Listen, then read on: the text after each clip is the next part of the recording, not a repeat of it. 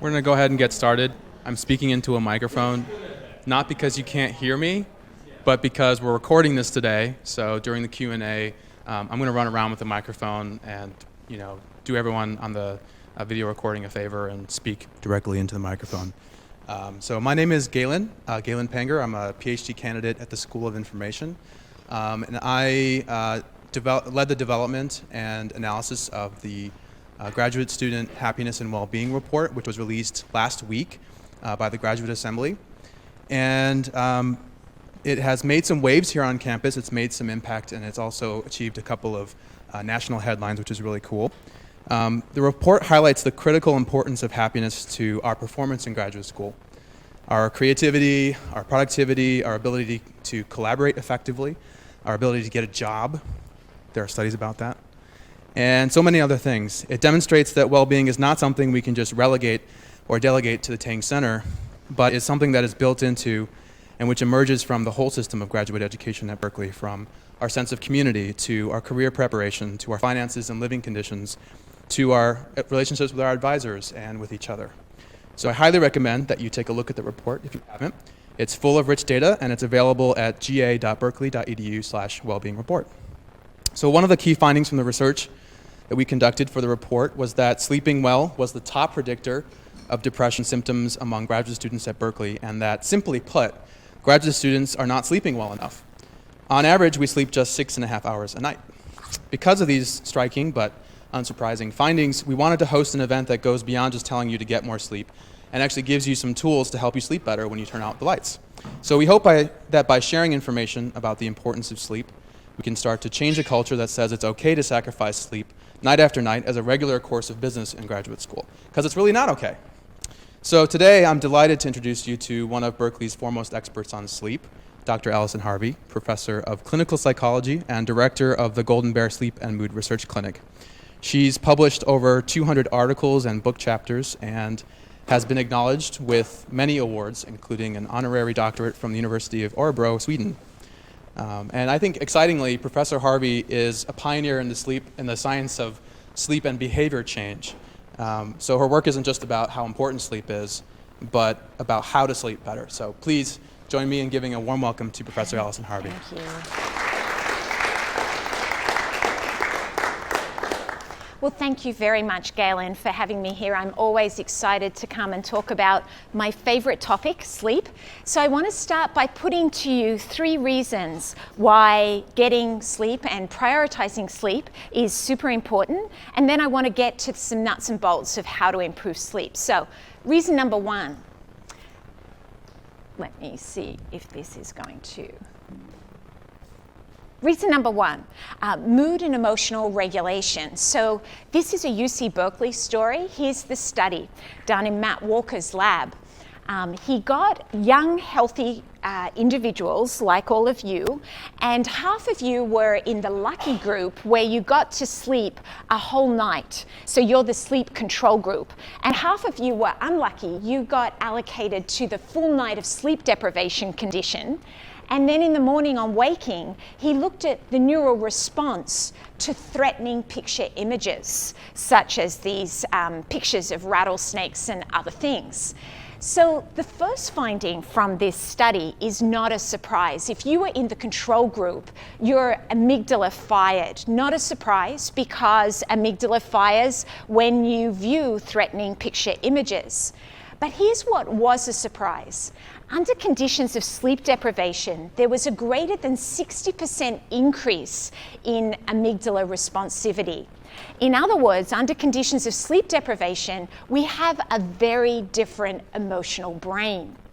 So then it really makes sense when you review the literature, and there is a ton of literature showing this, that sleep problems not only co-occur with, but predict and predate a wide range of psychological health problems, such as the ones you can see in this slide.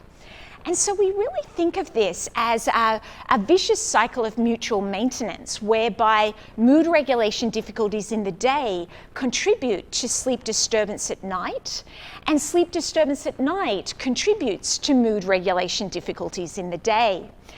Now, if this mutual maintenance model is true, what would happen if we intervened in the sleep and tried to improve sleep.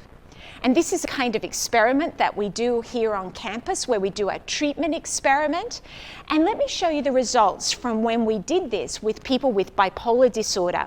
So bipolar disorder is a very serious problem where people oscillate between episodes of depression and mania. So they relapse into episodes of mania and depression. So this next slide, the people in the red are the people who got the sleep intervention. And you can see that they have less risk of relapse over the subsequent 6 months compared to the control condition in blue. And it was significantly so for episodes of mania or hypermania. So it does really seem to be the case that if we improve sleep, we can cut into this vicious cycle. So given this kind of background, and this is a kind of research my group does, it was not at all a surprise to me when Galen came over to Tolman Hall to tell me about the graduate report. First of all, the prevalence of depression among graduate students didn't surprise me. I was a graduate student too, some time ago now, but I remember it was extremely difficult. And also that sleep is a predictor of depression. So I think this is an amazing report and a wonderful campus that we're having this conversation and starting to implement wellness initiatives to try and be more helpful in these important graduate school years. So that's the first reason I want to propose for really prioritizing sleep: emotion regulation and mood regulation. Second reason, if you're not convinced by the first reason, cognition. So this is a broad term that is an umbrella across a wide range of brain activities that I think we all want to do well at. These are all things that we deeply care about. And it's very clear and robust that sleep problems and sleep deprivation have a negative impact on cognition. Let me show you the typical experiment. This is a group of young adults who actually have to live in the lab for 14 days and nights, so you're not allowed out. And if you're in the lucky group, you get allocated to the 8-hour time in bed group, this group along here. Each one of these represents 2 nights, and you can see essentially this group is not changing in their cognitive functioning over the 14 nights. But here are the 6-hour time in bed group, and you can see over the 14 nights there's a dose-response relationship whereby as they accrue sleep debt, they're also performing much worse on the cognitive task. Yes? So that's the example of the cognitive task. In this experiment, they included a whole range of cognitive tasks, but this is a psychomotor vigilance task. So it's an attention and concentration task, so good question. And here's the 4-hour time in bed group, again, a dose-response relationship. And in fact, at the end of 14 days, they are doing as poorly as a group who just had 1 full night of sleep deprivation. So I think Galen said at the beginning today that a lot of graduate students are putting themselves in this group, the 6-hour time in bed group, so accruing the sleep debt and the associated cognitive functioning. So that's the second reason. Let me put out one more reason, and that's in terms of health. So again, there's tons of studies in each of these domains that I could share with you, and I've just tried to be selective because I want to have time for questions and discussions in sort of 20 minutes or so. But let me show you my favorite study. This is the nurses' health study of almost 80,000 nurses controlling for all the things that we can think of to control for. And what they found is that the 2 groups who were most at risk for cardiovascular disease were the group who got less than 5 hours a night and the group who got more than 9 hours a night. So in other words, more is not better. We're looking for the middle road. And the middle road for most adults is around 8 hours, although toward the end I want to talk about the developing body and brain. Those who are graduate students below the age of 25, the thing you need to realize is that your body and brain are still developing and you probably need more sleep as a result. So we'll get to that later. So that's cardiovascular disease. Very clear links between weight, body weight, and sleep. Short sleepers are more likely to be overweight. And we understand something about why that is. This is a study that only included men. And the men in this study participated in both conditions. It was a within subjects experiment. And the men had 2 nights where they got 10 hours time in bed, so plenty of sleep opportunity there. And that was in contrast to the other condition that they did about a week later, where they had 4 hours time in bed, so insufficient opportunity to sleep. And what was very clear was that they reached for different kinds of food. Under conditions of sleep deprivation, they reached for the French fries and the hamburgers and the Reese bars, not for this healthy food. So that's the third reason, a big health reason to be prioritizing sleep. So then it becomes interesting to me to think about how to get the sleep that we need. And to get into this, I want to invite you all on a thought exercise with me. So I invite you to cast your attention to the world around us and just to kind of reflect on what a bizarrely rhythmic world we live in. I think we're all moving so fast that sometimes we don't notice this. There's always a sunset and there's always a sunrise. Day follows night, night follows day. It's absolutely standard rhythm. In many parts of the world, there are 4 seasons, except in Berkeley, it looks like maybe there's 8 plus. But it's a rhythmic world in most places. Stars have annual patterns, some flowers close at night and open in the day, and some birds migrate annually or biannually. So there are rhythms all around us in the environment. So now I want you to cast your attention to your bodies and to think about these very rhythmic bodies that we have too. And again, I think we're often either moving so fast or medicating the rhythms that we're not even that aware of them. But let's sort of raise our awareness of them. The first one is the circadian rhythm, closely linked to sleep, ticks at about 24 hours and 10 minutes. And that 10 minutes presents a problem for us humans, so I'm going to come back to it in a moment. So the circadian rhythm is this very cyclical aspect of our bodies. There are ultradian rhythms. These are rhythms of less than 24 hours. We have an eating rhythm, we have a concentration rhythm. You can't have peak concentration all day. It oscillates, it's a natural rhythm. Memory, other cognitive functions, temperature, again, ultradian rhythm. And then we have infradian rhythms, or rhythms of more than 24 hours. So in females, the menstrual cycle would be a classic example of an infradian rhythm. So we have these incredibly rhythmic bodies. And sleep itself is also incredibly rhythmic. So you can have the gold standard assessment of sleep, polysomnography. This is me getting my first night of polysomnography. It was not fun. Your first night is not fun. It takes a while to get used to the electrodes on your scalp and near your eyes and on your neck. But it lets us stage sleep. And this is a typical night of sleep for a young adult. And I emphasize a young adult because sleep varies across the age range. So we can talk about that later too. But this is sleep of a young adult where typically it takes 20 to 30 minutes once the lights are out to fall off to sleep. And then the sleeper will go down through the stages of sleep, down stage 1, stage 2. Stage 2 is a light stage of sleep. If I wake you up out of stage 2, sometimes you'll tell me that you were awake and that you weren't asleep, but you were asleep. And stage 2 sleep is preparing the brain for next day learning, important stage of sleep. Then we come down to stages 3 and 4 sleep, the deepest stages of sleep. If I wake you up out of stages 3 and 4 sleep, you will be cranky, and it'll take you a while to kind of come to. Important for growth and repair. And then we go up and we get rapid eye movement sleep. That's where most of our dreaming occurs. It's important for emotion regulation and memory consolidation. And you can see that we oscillate like this across the night. But you'll also see that some awakenings are normal.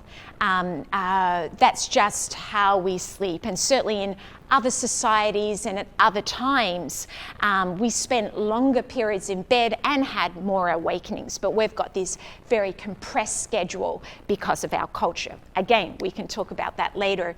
But the point here is it's very rhythmic. And there's not much we can do to alter this rhythm. And in fact, if we wake up, say here, when we go back to sleep, the body will prioritize whatever stage of sleep it needs. So if it needs stage 2, it's going to go back to stage 2. So there's a lot here that you can just leave up to biology, give yourself the opportunity to sleep, and you'll get the good stuff. So then let's go back to the circadian rhythm. That's the sleep rhythm. Let's talk about the circadian rhythm. I said that it ticks at about 24 hours and 10 minutes. Now think about that 10 minutes. If we don't entrain back to the 24-hour clock every night, we will go to bed that 10 minutes later every night. So calculate that out. At the end of a week, you're going to be an hour late for bed and an hour late for work. By the end of a month, you're going to be 4 hours late for bed and 4 hours late for work.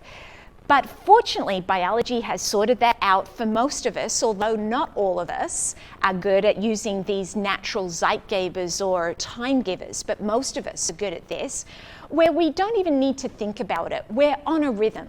We've got activity, exercise at about the same time every day. That's great for us humans. We have meal times at about the same time every day. Again, that's fantastic for us. Social time, temperature. That's why we don't exercise too close to bed. You don't want to raise your temperature. You've got to drop your temperature to get into sleep. But the big Zeitgeber, the big time giver here, is light. The biology of us humans is incredibly sensitive to light and dark. Now let me show you the biology here. Again, it's a UC Berkeley story. Emeritus Professor Irving Zucker discovered the SCN, the seat of the circadian clock, the suprachiasmatic nucleus. It's the central pacemaker. If you get rid of the SCN, the animal cannot hold circadian time anymore. If you plant it back in, the animal will get back rhythmicity again. Classic demonstrations. So here's the thing about the biology. This is looking at the top of the head, kind of a side slice here, so smack bang in the middle. There are fast neural pathways from the retina through to the SCN. So we get very quick information about our light, the lighting that we're in. And if we are in dim light conditions, that sends a set of messages about going off to sleep. And if we are in bright light conditions, it sends a set of messages about waking up. So this is also connected to the pineal gland. Now, the pineal gland releases melatonin, and at bedtime, melatonin onset is inhibited by light and permitted by darkness. And here's the thing about melatonin, it promotes sleepiness. So we need to feel sleepy to get off to sleep, and we need dim lights to get melatonin in order to feel sleepy. So guess what? We shouldn't be setting up our bedrooms like this with all of these different sources of light. So let's look at another layer of biology, because I think this is little known, that we actually have clocks in every cell and organ in the body. I just told you about the central clock, the SCN, responsive to light and dark, but we actually have clocks in every other cell and organ. And those clocks synchronize at different rates and to different Zeitgebers or time givers. So what this means is that the orchestra of biological clocks can get out of tune if we're not maintaining regular bedtimes, regular wake-up times, and regular meal times, etc. And then we can experience double desynchronization, whereby there's desynchronization between the internal clocks and the external world, and between all the different clocks within the organs, within the body itself. Now, we all experience this when we are jet lagged. So when you fly from San Francisco to New York City, for example, you notice your sleep rhythm's off, your eating rhythm's off, all your rhythms are off. And it takes time to come back into alignment. But consider those of you who might still be maintaining your teenage schedule, or those of you who might have teenagers at home either now or in the future. They sleep until noon on weekends. And that's essentially like flying to New York City on a weekly basis. This is a huge problem for the circadian rhythm. And people with many mental health problems also have trouble using these Zeitgebers. And one core theory of depression and bipolar disorder is instability in these basic Zeitgebers and our ability to be able to use them. So that's one of the treatments as well, to bring back the Zeitgebers. Now, this kind of chronic circadian misalignment is very well known to have adverse impacts for many major organ systems within the body. And so then it's not surprising that shift work is on the top 10 leading causes of cancer at this point in history, long-term shift work. So we really need this harmony within the body, synchronizing to the 24-hour day, regularity in bedtime and wake-up time, dim lights before bed. And here's another thing about darkness that kind of blows my mind, why it's not sort of more out there in the public domain. There are animal studies. I guess it has to be done in humans first before we will be convinced about it. But there are animal studies where if they get light and dark at the wrong time of the day for that species, they have more cancer stimulatory cytokines. So it's not just sleep we need, it's also darkness. An extended period of darkness is what our species has evolved to live in. And then we need bright lights on waking. So let's think about the kinds of things that get in the way of this sort of harmony and rhythmicity. Now, I am a huge fan of coffee, and it is, though, recommended to cease your coffee use by noon, and to be aware that where you get your coffee might mean something very different about the caffeine content, and chocolate and many other things have caffeine in it. But basically not good for sleep. Medium and large caffeine users also tend to have sleep problems. Alcohol is horrible for sleep. It puts us to sleep at the beginning of the night, but it's sedated sleep. It's not even real sleep. In the second half of the night, it really causes sleep impairments. I guess most people have experienced that. But here's a study that has been replicated. So the participants came in for the evening. They did learning and memory tasks. So they had to learn some stuff, they had to remember some things. And then they got some alcohol, not very much alcohol. And then they had their night of sleep. And in the morning on waking, they were tested on the learning, on the things they were learning and remembering. And there was a very significant impairment in their performance. So in other words, we know from Matt Walker's research over in psychology, one of my colleagues, that sleep is important for memory consolidation. And what we're seeing here is that alcohol gets in the way of critical memory consolidation that we get through sleep. So another important thing to be aware of. A couple of other things. In some ways, these are just so simple, like our mothers told us, or we read these all the time, but do we do them? No. It's so interesting to me. We're going to talk about habit formation and behavior change as well. But these are the kinds of recommendations for a wind down. And there's also recommendations for transitioning. First of all, to have realistic expectations. So the moment of when we go to bed, lie down, it's completely unrealistic to expect we'll go off to sleep like that. That's not happening. And the same in the morning. Very few people wake up out of bed and immediately feel good. Again, it's a transition. It's much more like a dimmer switch than a light switch. And something to know in the morning, waking, is that there's this period of transition, has a technical name, sleep inertia. It's 5 to 20 minutes where all of us don't feel that good. The typical things are sore head, heavy eyes, a feeling like if I could, I'd go back to sleep. And lots of thoughts usually sometimes about, oh, I didn't get enough sleep. Well, not necessarily, because it's actually completely normal, just a transition. It tends to go within 5 to 20 minutes. Most of us medicate it with coffee. And it doesn't necessarily mean that we didn't get enough sleep. Having said that, part of what we're talking about here is also depression. And one of the things we're studying at the moment is that a lot of folk who have depression and bipolar disorder will have several hours of sleep deprivation in the morning that are very impairing and sometimes prevent people from holding down a job, etc. So we're studying that. So then we've also got this sort of idea of how to help people to get up in the morning. Everything we do is individualized. These are the kinds of things that we recommend to people. But we also recommend often getting creative with alarm clocks for people who have trouble. So let me share some of our favorite alarm clocks. So this Snooze is an iPhone app that will pledge 25 cents of your own money to a charity every time you hit a snooze button. So that's choice number one. Choice number two is Clocky.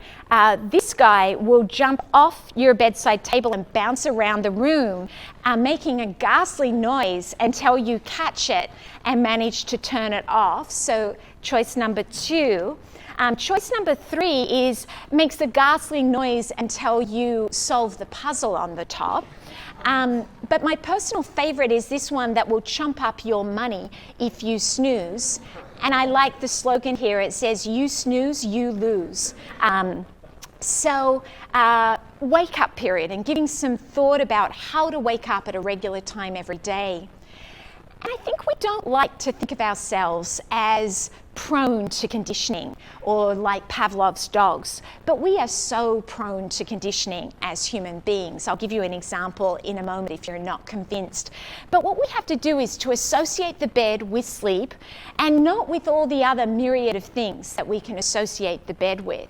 And so the recommendation is if you can't fall asleep after 20 minutes, not clock watching, because believe it or not, we did a bunch of experiments about 10 years ago where we showed that clock watching increased your anxiety and made you less effective at estimating your sleep. I feel embarrassed about doing some of those experiments now. It took a lot of time and really didn't have a big impact on the world, but it was fun to do, I guess. And it did clearly demonstrate no clock watching when you kind of make this judgment about how long you've been asleep. So that is just so that you don't associate the bed with not sleeping.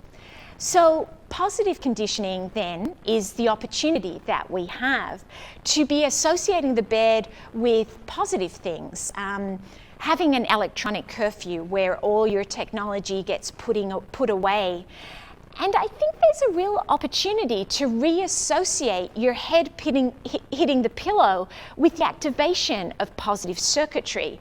I think for a lot of us, head hitting the pillow, there's activation of worry and rumination, perhaps guilt about or self-punishment about things that happened today or things that problems tomorrow. But there's this opportunity to try some new habits, and I put two of those up here. And again, keeping in mind the depression theme here, worry and rumination are core symptoms of depression. So working out what to do with these thoughts that can really contribute a lot of arousal and a lot of sleeplessness is key. So if you don't believe that we can be like Pavlov's dogs, let me share this little girl.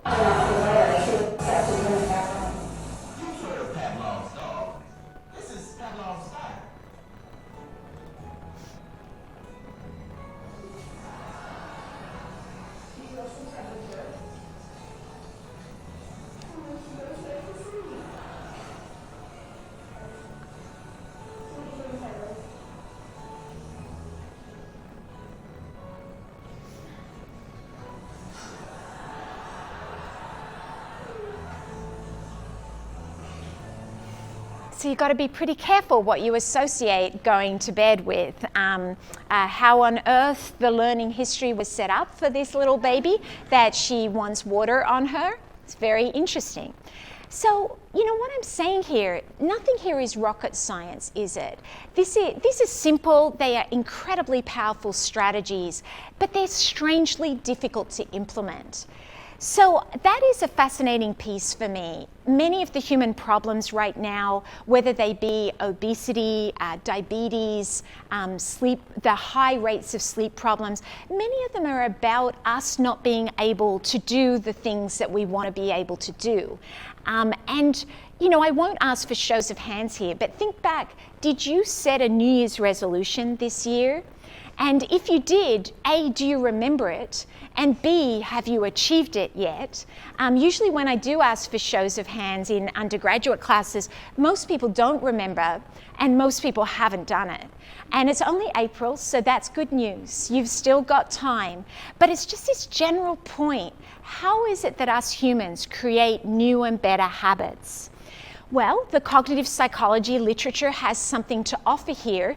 It's called an implementation intention. So,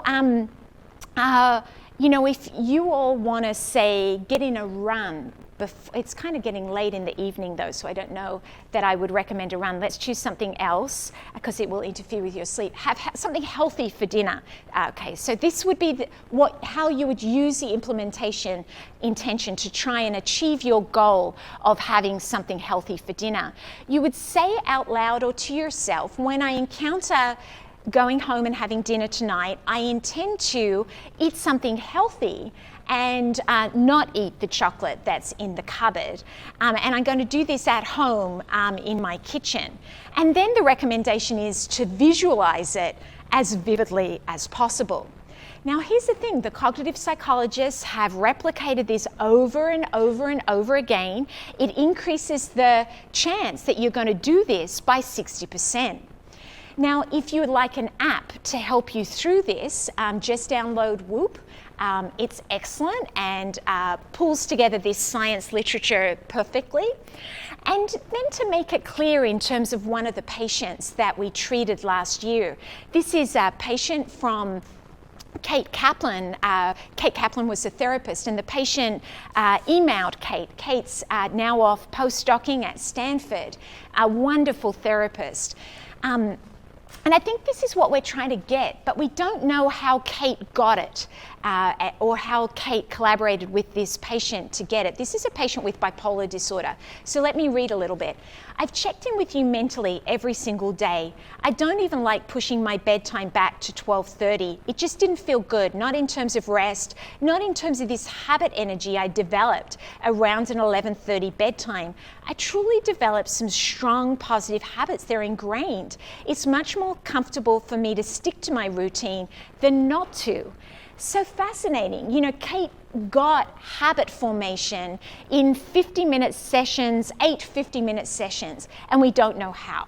So that's kind of the science of behavior change that we're really interested in at this point. And maybe that's part of the discussion we'll have in a moment. I'd love to hear from all of you, and people in the School of Information Technology potentially have at your fingertips some data that could contribute, or knowledge about how to crunch the data to contribute to problems like this. So where to get help with sleep problems? For insomnia or hypersomnia, sleeping too much, cognitive behavior therapy is the treatment of choice. And be prepared for attending 50-minute sessions, pretty short, even up to 4 sessions can be very helpful. You would keep a sleep diary, and just as a side note, this is another piece of behavior change, isn't it? If you want to change something like your money expenditure, your alcohol use, exercise, keep a diary of it. It really helps, just a diary effect. And it helps with sleep too. And then homework between sessions. And there are some excellent apps that can help you along the way too, such as this one from the Veterans Affairs. Now, just to kind of put it out there, the good thing about behavior change approach like CBT is there's no side effects. And the science shows us that even up to 24 months later, the gains are maintained. Now, the situation is very different for hypnotic medication. Now, there's absolutely a time and a place to take hypnotic medication, and that's to be worked out with one's primary care physician or psychiatrist. But let me put out this one study. This is a study conducted at Harvard. It was done with kittens developing cats. And the Harvard researchers are interested in the development of the visual system in cats. And they actually gave them Zolpidem, which is Ambien, versus placebo. And it's very clear that Ambien did improve sleep via polysomnography that I showed you earlier with the electrodes on the scalp, etc. But it reduced the development in the visual system by 50%. So in other words, hypnotics seem to produce more physiological sleep, but maybe we're not measuring the right outcome because they're impairing critical sleep-dependent brain processes during development. So I think definitely contraindicated for people with developing bodies and brains, but all of us, whatever our age, are trying to repair our bodies and brains and continue to develop. So food for thought here. And this kind of finding has been replicated multiple times. Of course, the drug companies aren't going to fund this. So getting funding for this kind of research is very important. I want to put out there, being again the School of Information Science, be careful of some apps. Most of the apps and wristbands have not done a good job yet of validating the sleep piece of them. So the sleep piece is generally not reliable or valid to the best of our knowledge at this point. When there is one, we will really, as a sleep research community, take hold of it immediately because it's such a huge resource for us. Our current measures of sleep cost about $1,000. If we could really use a Fitbit, we would be so delighted. But right now it's not research standard, not gold standard. So just two other quick things. I want to talk about two other sleep problems that are actually pretty common, and I just want to put it out there. Sleep apnea. The symptoms I'm going to list off, no one of them is diagnostic. Many people snore and a small percentage will have sleep apnea. But it's snoring, dry mouth on waking, extreme sleepiness in the daytime, typically someone with a little more weight on and a thicker neck, but not always. I've certainly have small, young females with this. So let me kind of give you the sense of this. What you'll observe in this patient is his airway closing at night, and then he snorts. We call that an apnea or a hypopnea. He wakes himself up to try and get air. So let me show you this. Morning, Kevin. Morning, Kevin. How are you? Kenneth Cameron has just spent the night at the Battersea Clinic in Reading. He may also be suffering from sleep apnea. It's a dangerous condition which stops him breathing hundreds of times during the night. It's often undiagnosed for years. The studies have shown that sleep apnea affects up to 5% of the population, which in this area we have a catchment population of 500,000. We clearly should be seeing somewhere around 2,500 cases a year. We're going to be seeing around 90 cases per year. And that means there must be other people who are not being diagnosed and treated. Watch here, his Kenneth thorax. has videos during the night. He stops breathing for several seconds. The snort is his body waking him up to stop him suffocating. So that gives you the idea. Let me put out one more sleep disorder, and this will be self-explanatory. This video of 6-year-old Robin Jenkins was made by her parents, Maria and Joe. They were concerned about their daughter's unusual condition.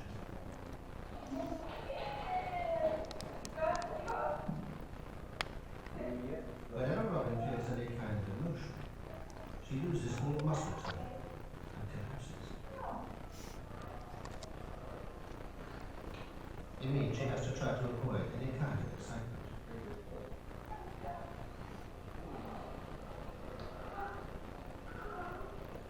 Things like swimming, skipping, playing games, watching television are so hard for her to do. She can't go to play on her own. She can't ride a bike. There's no fun in her life. So when we stand up, Robin has a REM sleep disorder, known as narcolepsy. yeah. Narcolepsy is caused by the sudden intrusion of REM, or dream sleep, into wakefulness. Usually we just go to sleep when we want to go to sleep, and REM sleep comes in at special times over the course of the night. But that balance between REM sleep and wakefulness can be defective, in which case REM sleep, which is when we eat, can come bursting into wakefulness at an opportune time. Look at all these symptoms of narcolepsy, and it's very common for people to think of them as being psychologically based, and narcoleptics are, well, they usually, there's some data, you have to see 20 doctors before it's properly diagnosed, if it ever gets properly. And so sometimes narcolepsy can turn up in a clinic like ours. And so, I just want to keep the word being spread, because both of these conditions are readily treated. And the appropriate route is primary care physician, and then get an evaluation in a sleep clinic. So let me draw all of this together. I have proposed that there are various vicious cycles that can set up for us in terms of emotion regulation, cognitive functioning, and health if we're not sleeping well. That's the health piece. That we are often medicating our natural rhythms, and that might be having a negative impact on our sleep. That we need to be really careful about exposure to light and dark. These are important signals to our sleep-wake cycle. We need to keep the orchestra of biological clocks in synchrony with each other, and to seek help, the Tang Center just across the road, if there are problems. And so I wish you all a good sleep tonight. I thank you for your time today. And as we are talking now, I just put up these recommendations for sleep amounts. Thank you very much.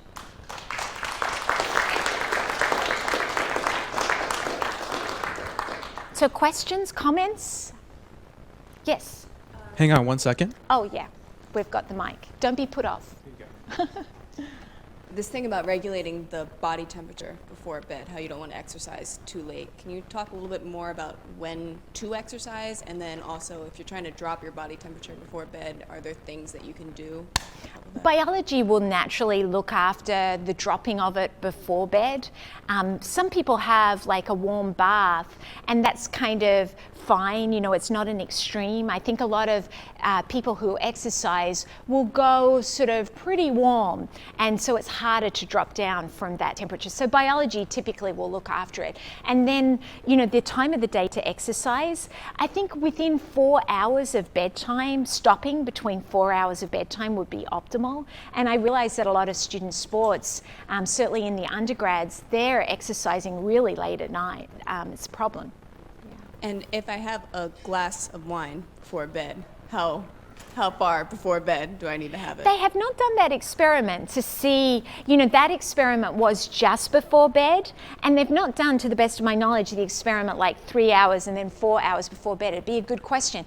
But we could probably work it out by the half-life of alcohol. I don't know what that is, but if we Googled it up at how long it would take to get out of the body, my guess is you might have to have it for lunch for it to be out of the body. So that might not be a good idea.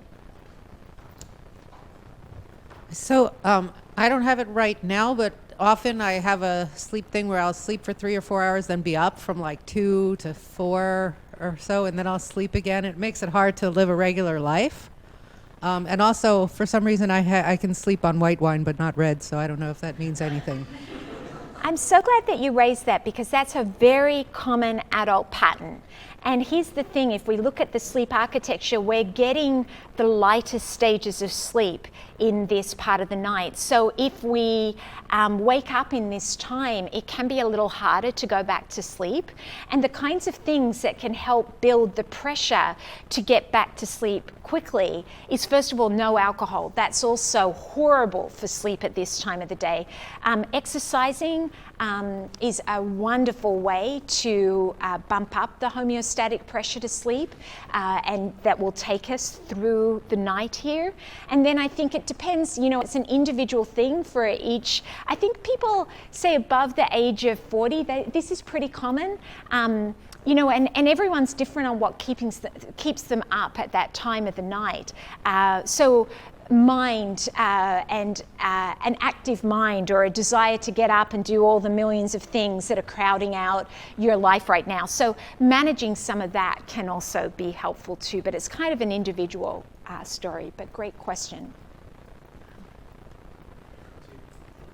Maybe up there and then over here, and then there's one down there. Yeah, I was hoping you could share some sort of rules of thumb that you have for really tricking yourself in the morning. I find that, I'd really like to have a consistent way of waking up in the morning, but generating that discipline first thing in the morning is something that I really, really struggle to do. And so I don't know if you have any sort of rules of thumb or things that we can sort of experiment with in order to try and get in a really good, solid sort of consistent time, but then also consistent wake up schedule. It is so hard.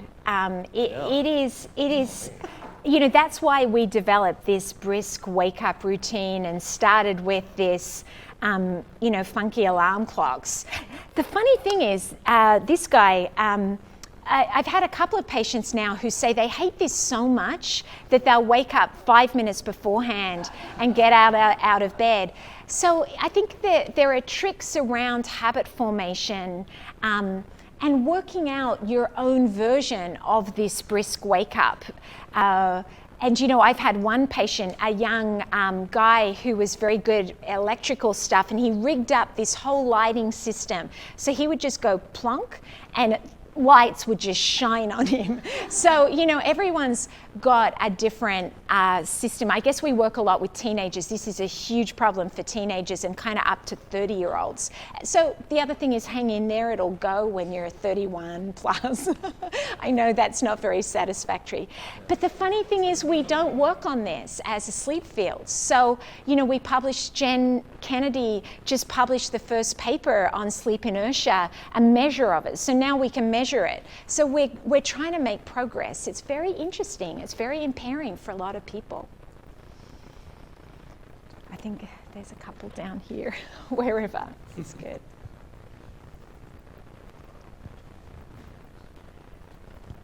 I was wondering if there's any advances in sleep apnea beyond that machine that people have to take to bed?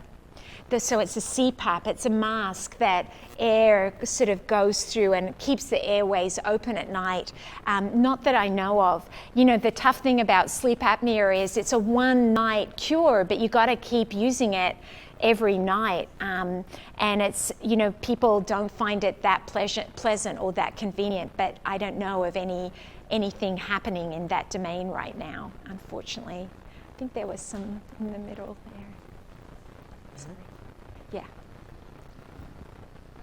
You kind of talked about the importance of getting a full night's sleep with those studies, but what about napping? Would you say that it's harmful, or would you say that it's still okay to do? Oh, that's really interesting. So there's a TED Talk by Sarah Mednick that you might want to watch. She's a proponent of napping, and her science certainly shows some advantages of napping for cognitive function. So here's some downsides. If the nap takes place after 3 p.m., there's not enough time to build the homeostatic pressure to sleep, to get to sleep and then maintain the sleep throughout the night. So we tend to say less than 20 minutes of sleep and before 3 p.m. And that's just because less than 20 minutes, it's pretty unpleasant to wake up out of these stages of sleep. And if you also get these stages of sleep, you are discharging the homeostatic pressure to sleep. So maybe we have time for 2 more questions. I think there's a lady there who's been waiting and someone up here who's been waiting, and then I'm happy to hang around and yes. So I've been trying to get back on a regular sleeping schedule after being super sleep deprived in college. And I found that one of the main things that has happened is like really, really vivid dreams, so much so that often I'm solving lab problems in dreams, which is probably part of the problem. But I find that I wake up like as if I hadn't slept at all. Like it's just exhausting.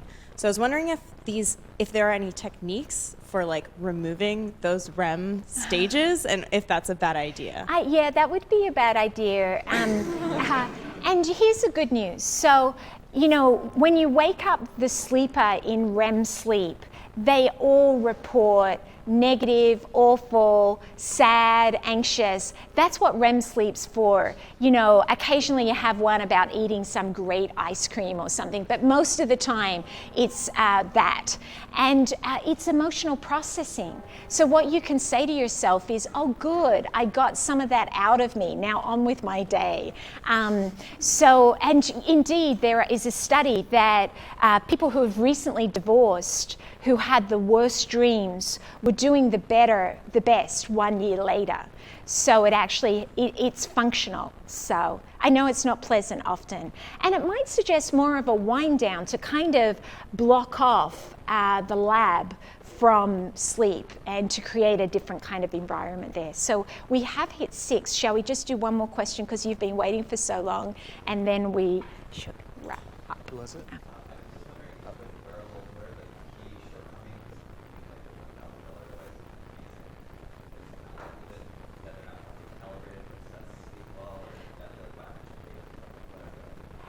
Yeah, so compared to polysomnography, they're not picking up sleep onset and wake well, or the question hasn't even been asked yet. It hasn't been compared to polysomnography, or there's one where they compared it to one person. It's not enough, you know. So we all know there's a science of validity and reliability. So, so there's real opportunities to come up with the first sort of version that does calibrate with sleep. But anyway, I'm happy to hang around and talk sleep. Thank you all for your attention today and good questions. So.